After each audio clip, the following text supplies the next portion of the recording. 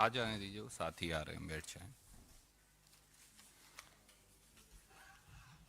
नमस्कार साथियों, आज मैं और हमारे साथी कांग्रेस के नेता प्रबुद्ध खिलाड़ी विजेंद्र बॉक्सर जी तकलीफ और पीड़ा के माहौल में आपके बीच में उपस्थित हैं।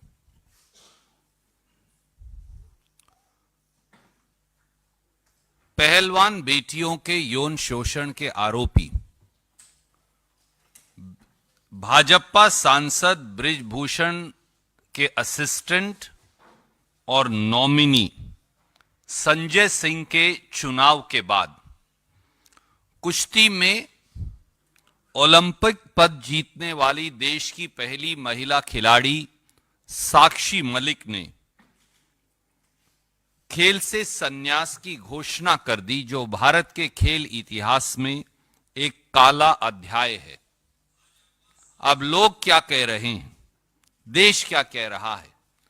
बृजभूषण का तंत्र जमा मोदी सरकार का सहयोगी मंत्र, ये बना बेटियों के साथ न्याय से षड्यंत्र। किसान की पहलवान बेटी की आंख से निकला हर आंसू मोदी सरकार की बेशर्मी का प्रमाण है। अब भाजपा का नारा है, बेटी रुलाओ, बेटी सताओ और बेटियों को घर बिठाओ। खिलाड़ियों के आंसुओं, बेटियों की बेबसी और खेलों से खिलवाड़ पर संसद और सरकार मौन धारण किए हुए। इन चैंपियन महिला पहलवानों, किसानों की और देश की बेटियों के साथ जाति और अन्याय के लिए सीधे सीधे मोदी सरकार दोषी है। यह दर्शाता है कि न्याय की गुहार लगाने वाली देश की हर बेटी को मजबूर करके घर भेज दिया जाएगा और दोषी सत्ता की शहतीर से कह कहे लगाएंगे और बेटियों की बेबसी और लाचारी का मजाक उड़ाएंगे। शायद इसीलिए यौन शोषण के आरोपी और भाजपा के चहेते सांसद बृजभूषण ने कल भारतीय कुश्ती संघ के नतीजों के बाद कहा, एंड आई कोट, दबदबा था दबदबा रहेगा। यही नहीं, न्याय की गुहार लगाती हुई बेटियों को चिढ़ाते हुए बृजभूषण सिंह ने यह भी कहा और कहा, नकारते हुए बेटियों को कहा कि जो पहलवान राजनीति करना चाहते हैं वो करें। मोदी सरकार ने इसलिए यह साबित कर दिया है कि अब इस देश में गुण, शिक्षा और काबिलियत की जगह नहीं है, जगह है तो राजनीतिक दबदबे की। देश का दुर्भाग्य है कि रोहतक के मोखरा गांव, हरियाणा के मोखरा गांव में जन्मी हरियाणा के एक साधारण किसान परिवार की बेटी, जो देश के लिए ओलंपिक मेडल, पहली महिला पहलवान बनी ओलंपिक मेडल लाने वाली, वो उसे आज मोदी सरकार के दबदबे ने वापस घर जाने को मजबूर कर दिया है। देश की पहलवान बेटियां, मेरे साथी विजेंद्र सिंह भी बैठे थे उनके साथ, 39 दिन तक जंतर मंतर पर देश की संसद पर दस्तखत देती रही, सिसकती रही, रोती रही, न्याय की गुहार लगाती रही।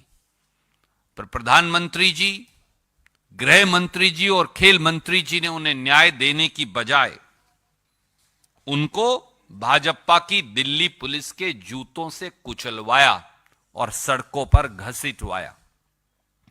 यह हाल तब था जब महिला पहलवानों ने खुद न्याय की गुहार देश के प्रधानमंत्री, गृह मंत्री और खेल मंत्री से लगाई थी और आखिर में सुप्रीम कोर्ट जाना पड़ा। सुप्रीम कोर्ट के दखल के बाद एफआईआर तो दर्ज हुई, पर दोषी भाजपा सांसद, भाजपा के चहेते सांसद बृजभूषण को गिरफ्तार नहीं किया गया, वो खुला घूमता रहा। इससे बड़ी राष्ट्रीय शर्म की बात क्या होगी कि पूरी दुनिया में देश का नाम रोशन करने वाली पहलवान बेटियों और पहलवान खिलाड़ियों को अपने मेडल गंगा मैया में बहाने पड़े। कारण केवल इतना कि बृजभूषण सिंह को मोदी सरकार का संरक्षण प्राप्त है। और यह केवल भारतीय कुश्ती संघ नहीं, BCCI, board of control of cricket in India समेत सारे संघों पर, खेल के संघों पर भाजपाई नेताओं का आज कब्जा है। मोदी जी तो कहते हैं कि खेल संघों को राजनीतिक हस्तक्षेप से छुट्टी दिलवा दी, पर सच्चाई इसके विपरीत है। साथियों, क्या मोदी सरकार को इस देश में एक भी महिला खिलाड़ी पहलवान नहीं मिली, कोई एक भी सज्जन व्यक्ति नहीं मिला जो भारतीय कुश्ती संघ का अध्यक्ष बन सकता था, चुना जा सकता था? अगर यही आलम रहा तो इस देश की बेटियां और उनके अभिभावक, उनके माता पिता और परिवार किस पर विश्वास कर अपनी बेटियों को खेलने के लिए भेजेंगे? यह अत्याचार साक्षी मलिक के साथ नहीं, यह अत्याचार विनेश फोगाट के साथ नहीं, यह अत्याचार विजेंदर बॉक्सर और इन जैसे अनेक काबिल खिलाड़ियों के साथ नहीं। यह इस अत्याचार ने देश की करोड़ों बेटियों की उम्मीद तोड़ दी है और इसके लिए सीधे मोदी सरकार जिम्मेवार है। देश की बेटियों के सवाल ये भी हैं, मोदी सरकार चुप क्यों है? देश की बेटियों के सवाल ये भी हैं, देश की संसद अब किसान की बेटी, पहलवान बेटियों के अपमान पर चुप क्यों है? देश की राष्ट्रपति, जो खुद एक महिला हैं, वो एक शब्द क्यों नहीं बोल रही? देश के प्रधानमंत्री एक शब्द क्यों नहीं बोल रहे? देश के लोकसभा और राज्यसभा के सभापति महोदय एक शब्द क्यों नहीं बोल रहे? और देश का खेल जगत और उसकी नामी गिरामी हस्तियां वो चुप क्यों हैं? तो क्या मान लिया जाए कि अब इस देश में दबदबा, डर, भय और अन्याय ही न्यू इंडिया का नॉर्मल है? मैं मेरे साथी विजेंद्र भाई से, जो मन की भावनाएं गांव की सरल भाषा में हम लगातार बोलते हैं, उन्हें कहूंगा कि वो अपनी टिप्पणी देंगे और उसके बाद हम आपका सवाल लेंगे। थैंक यू भाई साहब, बहुत जल्दी आपने लोगों को समझा दिया कि क्या कहना चाहते हैं और कांग्रेस पार्टी का क्या रुख है इसके ऊपर। एक खिलाड़ी होने के नाते, एक प्लेयर होने के नाते, एक खिलाड़ी, महिला खिलाड़ी का मैं दर्द समझ सकता हूँ। और जो कल का दिन था वो हिंदुस्तान के इतिहास में खेलों के स्पेसी, जो मैं एक शब्द यूज करूँ तो उसमें काला दिन है। एक ओलंपिक मेडलिस्ट रिटायरमेंट ले लेता है कि उसको, उसके साथ सेक्सुअल हरासमेंट हुआ, उसके लिए उसने फाइट की, उस फाइट में वो हार जाती है और उसको सरकार की तरफ से कहते हैं कि उसको कोई न्याय नहीं मिलता और उसके बाद में उसको रिटायरमेंट लेना पड़ता है, तंग होके, दुखी होके, परेशान होके। बस मेरे एक दो छोटे छोटे सवाल हैं कि अगर ये आपकी किसी माँ, बहन, बेटी के साथ हुआ होता, क्या तब भी आप लोग ऐसे ही चुप रहते? या मोदी सरकार तब भी ऐसे ही चुप रहती? इसको, इस खेल के जो इन्होंने प्रोटेस्ट किया था उसको तरह तरह से बदनाम करने की कोशिश की गई। उसको कहा गया कि आप किसी कांग्रेस पार्टी से प्रेरित हैं, उसको कहा गया कि आप, ये तो जाटों का एक प्रोटेस्ट है, तरह तरह के एलिगेशन लगाए गए। मैं गया वहाँ, पहले दिन से उनके साथ था, मैं अब भी साथ हूँ और आगे भी साथ रहूँगा, बिकॉज मुझे मालूम है कि खिलाड़ी की जो पीड़ा होती है वो इतनी आसानी से नहीं जाती, बिकॉज वो लड़ाई चाहते हैं, वो लड़ना जानते हैं। और मैं चाहूँगा कि उनके साथ न्याय हो और जितने भी लोग, जितनी भी आवाम है हिंदुस्तान की, वो एक बात जरूर सोचे कि भैया एक इतना बड़ा खिलाड़ी हमारे पास, कहते कि गिने चुने मुट्ठी भर, कहते कि हम काउंट कर सकते हैं उंगलियों पर कितने ओलंपिक मेडलिस्ट हैं, उनके साथ इस तरह का व्यवहार किया जा रहा है, तो जो आम जो जनता है, आम जो नागरिक है, उनके साथ क्या होगा? एक बार सोचिएगा जरूर इस बात को। और बड़े दुख से उसने रिटायरमेंट लिया। हमारे लिए भी बहुत, मेरे को बहुत कहते कि शौक लगा कि यार ऐसे नहीं होना चाहिए था। और विनेश फोगाट तो प्रधानमंत्री जी से पहले भी मिली थी, उसकी पूरा परिवार मिला था कि मेरे साथ ये सब चीज़ें हो रही हैं, लेकिन फिर भी वहाँ से कोई उन्होंने न्याय नहीं मिला और एटलीस्ट उन्होंने अपनी एक रिटायरमेंट की घोषणा की। तो भैया इससे खेल जगत बहुत दुखी है, परेशान है। और हम हर खिलाड़ी के पास जाएंगे, हर स्टेडियम में जाएंगे, हर अखाड़े में जाएंगे, उनसे बात करेंगे कि भैया महिला सेफ्टी के ऊपर बात हो, खिलाड़ियों की रोजगार पर बात हो। उनके साथ कंधे से कंधा मिलाकर हम पहले भी खड़े थे, अब भी खड़े हैं और आगे भी खड़े रहेंगे।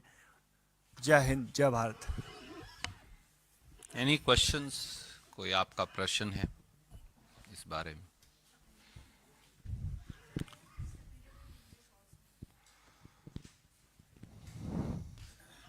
I will very briefly say this. Every tear shed by Sakshi Malik, every tear shed by our Olympian daughters of India, daughters of India's farmers, every tear shed by every victim of the so-called sexual exploitation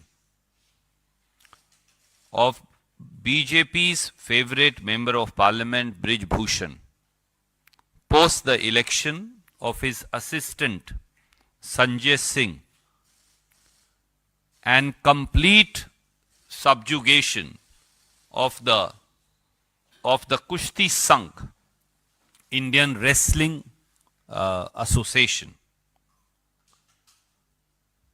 is a blot, is a black blot, as my friend Vijender Singh said, is a black blot on the future of India's sports, particularly wrestling. It's a black day for Indian sports.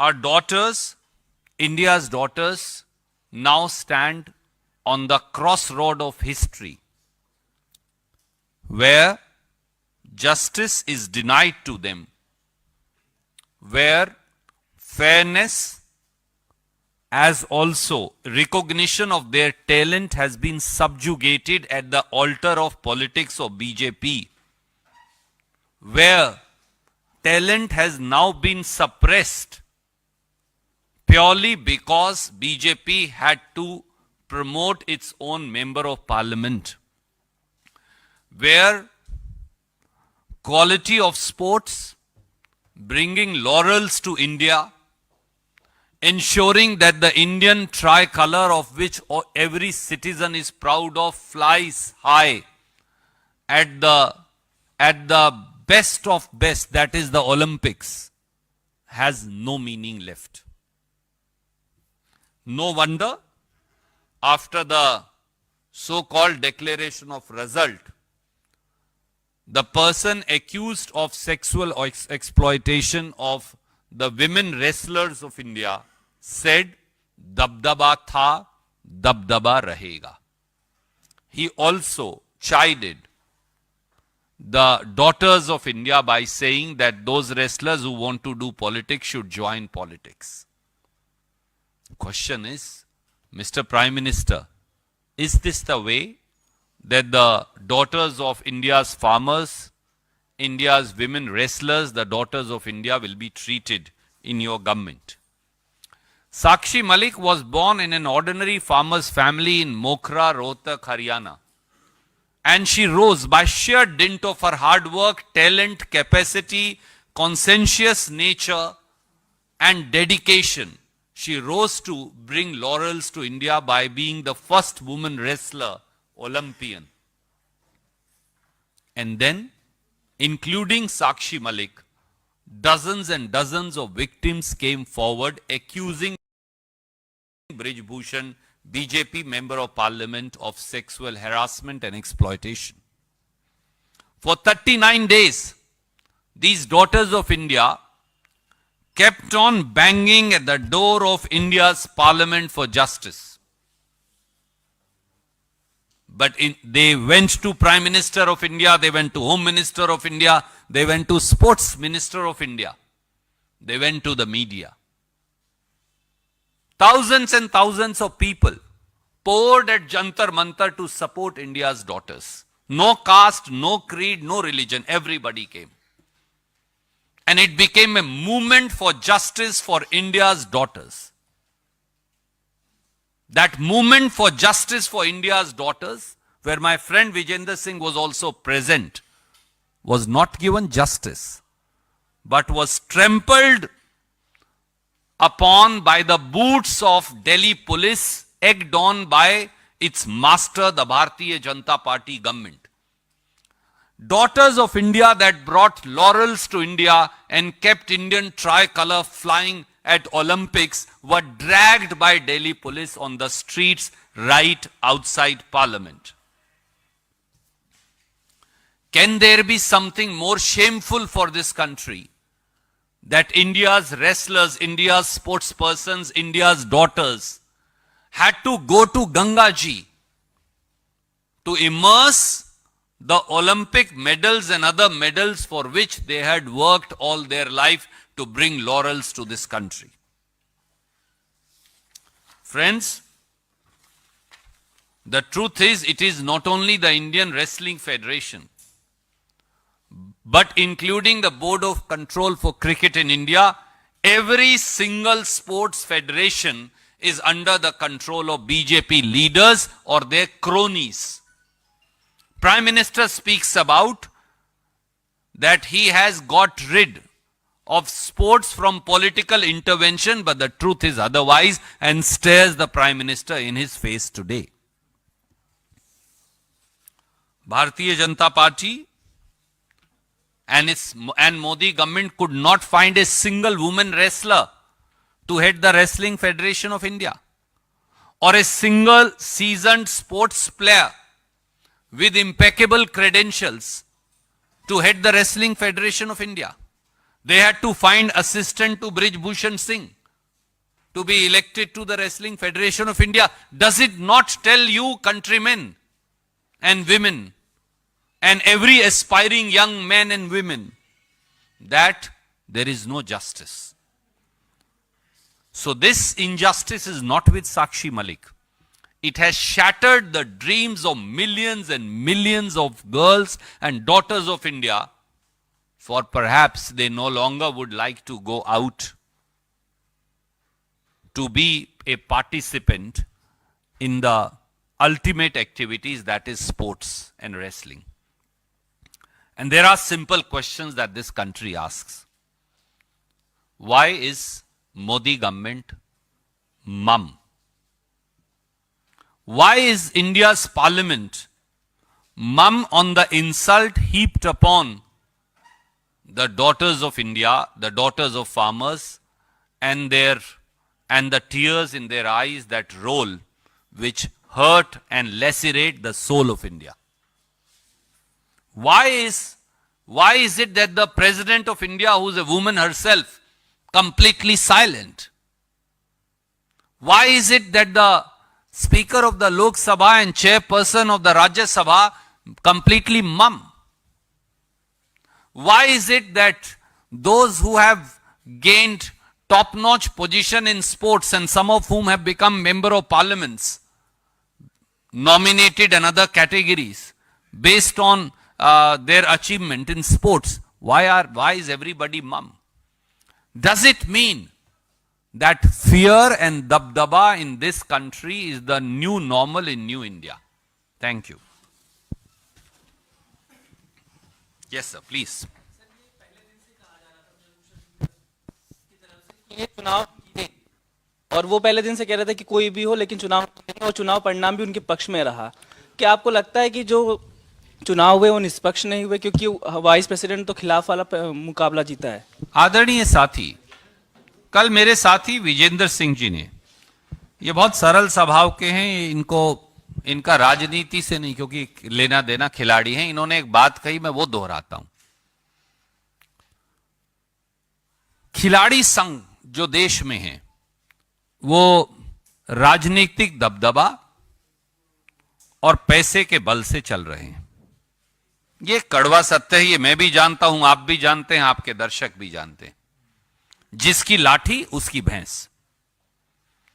जब तक आप खिलाड़ी संघों को जिसकी लाठी उसकी भैंस से चलाते रहेंगे, तो जैसा आप कह रहे थे, ओलंपिक मेडलिस्ट जो हैं वो गिनतियों पर गिने जाएंगे। 140 करोड़ के देश में, जो दुनिया में सबसे बड़ी जनसंख्या का देश है, जिस दिन खिलाड़ी संघों में ईमानदार खिलाड़ी, खेल के चाहने वाले लोग उनके मुखिया बन जाएंगे, परिस्थिति बदल जाएगी। एक कहावत है हरियाणा की, घर की भई काका लिखनिया। मैंने किसी और संदर्भ में भी कहा था, संसद में, ये अंधा बाटे सीरनी मुड़ मुड़ अपने को दे, वो हिंदी की कहावत है। चित भी उनकी, पट भी उनकी, एक और कहावत है। ये तीन कहावत खेल संघों की के चयन, चुनाव और उसकी राजनीति को दर्शाती। Yes ma'am, yes ma'am, you. Hello sir, Brenda Desai from Hindustan Times. So sir, my question is, sir, of course, the display that Sakshi Malik has now shown, that she has cried, she has also given up the position. Is this the time when international media will also start pressurizing the BJP government, and BJP government will now be forced to come ahead and answer for the things that they have done? Sorry, say again please. The question was too long, I missed it. Sir, so of course, now that she has given up the position and also cried in front of the media and everyone has covered it, is this the time where international media will also be covering it and the BJP government will finally be pressurized into making a statement and removing the minister? Yes. First of all, my friend, I am at least one person who still has hope that more than the international media, my friends in the media will pick it up. For it is our duty, mine, his, hers, and all of us, to ensure that the sports federation are rid of the control of politicians who have nothing to do with sports. I'm also raising a larger issue with you. That's the first thing that any sports women or men want in India. I ask that Prime Minister must come before the nation, and I request him with folded hands that he must answer to the travesty of justice, subjugation of talent, and bulldozing of quality of sports that's happening in this country, the symbol of which is BJP MP Brij Bhushan. I also ask the Honorable President of India, whom we respect immensely, to shed all inhibitions and speak up for the daughters of India. I also appeal to the Speaker of Lok Sabha and Chairperson of the Rajya Sabha to speak for daughters of farmers and the way they have been insulted. Forget about your leanings or your preferences, and please, with folded hands, I say, speak up. And I ask every sportsmen and women in this country to rise up and to speak up. For if we don't speak up now, then this is perhaps the beginning of end of sports in this country, along with many other institutions that are falling by wayside. आपने तो जो कुछ कहा, विजेंद्र जी से मेरा एक सवाल है। आपने अभी कहा कि देश के जितने खिलाड़ी हैं, हर स्पोर्ट्स पर्सन को आवाज उठानी चाहिए। जैसे कि कई बार दुखते दिल से ये बात कह चुके हैं कि क्रिकेटर जो हिंदुस्तान में सबसे ज्यादा पॉपुलर है, वो भी एक स्पोर्ट्स पर्सन है। इन्होंने कहा कितने क्रिकेटरों ने साक्षी मलिक के लिए या रेसलर्स के लिए आवाज उठाई। क्या क्रिकेटरों को आवाज उठानी चाहिए, चाहे वो रोहित शर्मा हो, चाहे विराट कोहली हो, कोई भी हो? जी, बहुत सारे लोगों का कहना है कि दूसरे खिलाड़ी कोई आवाज़ नहीं उठा रहा है इसके ऊपर, तो लेकिन लोगों को नहीं मालूम कि बहुत सारे जो साथी खिलाड़ी हैं वो गवर्नमेंट जॉब में हैं, स्पेशली हरियाणा में है। तो हरियाणा में गवर्नमेंट किसकी है? बीजेपी की है। राजस्थान में गवर्नमेंट किसकी है? बीजेपी की है। यूपी में गवर्नमेंट किसकी है? बीजेपी की है। तो बेचारे खिलाड़ी बोलेंगे तो वो उनको कहते को, बिकॉज इतने मिडिल क्लास फैमिली से वो बिलोंग करते, लोअर मिडिल क्लास फैमिली से बिलोंग करते, बहुत गरीब होते हैं, संघर्ष करके ओलंपिक लेवल तक पहुंचते हैं। फिर उनको कहते कि रिजाइन लेटर हाथ में दे दिया जाता है कि भैया आपने कोड ऑफ कंडक्ट ये तोड़ा है और आपको घर बैठा दिया जाएगा। तो बेचारे दबी आवाज में बोल नहीं सकते, डरे हुए हैं, इसलिए नहीं बोलते। अदरवाइज उनका अगर फोन पे बात करेंगे क्रिकेट सर, हाँ सर, स्पोर्ट्स पर्सन क्रिकेट को सर वो स्पोर्ट्स नहीं, उसका एक वो स्पोर्ट्स से कहीं बढ़कर है, मैं मानता हूँ। और हमारे मुल्क में तो कहते 3 चीज़ें बहुत चलती हैं, एक तो पॉलिटिक्स बहुत चलती है, एक बॉलीवुड बहुत चलता है, क्रिकेट बहुत चलता है। तो ये तीनों ही चीज़ों में कहते हैं कि कभी भी जो असली मसला होता है उसके ऊपर ये कभी बात नहीं करता। आप कभी भी देख लीजिए बॉलीवुड स्टार, क्रिकेटर स्टार या कोई भी जो काम का ढंका करने वाला इंसान है, जो काम की बात होगी उसके ऊपर कभी नहीं बोलेंगे। और जो जितने भी अवार्ड हैं, जितने भी राज्यसभा हैं, सबसे पहले उनके पास जाएंगे। ये सच्चाई है, ये आप सबको मालूम है सर। लेकिन ये देश का दुर्भाग्य है। तो अपने जो रोल मॉडल हैं, चूज वाइजली। आप किसको रोल मॉडल मानते हैं? जो आपको हर मसले पर जवाब दे, जो आपके साथ हमेशा दुख में आपके साथ खड़ा रहे, आप उसको रोल मॉडल चुनिए, ना कि जो टीवी पे दिखता है उसको नहीं। Because we have a protest today. Yeah.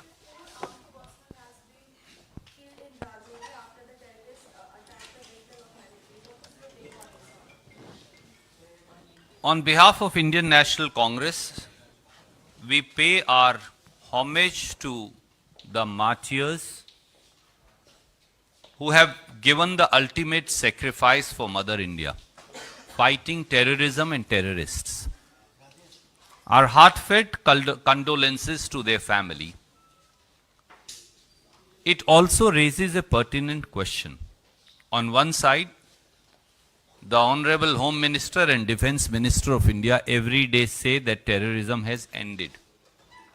But if you see in last 3 months, the incidents of terrorism and ambush that have happened of our army personnel, and in last 6 months, the incidents of Naxalite attacks that have happened on our paramilitary forces and army personnel, it's unprecedented.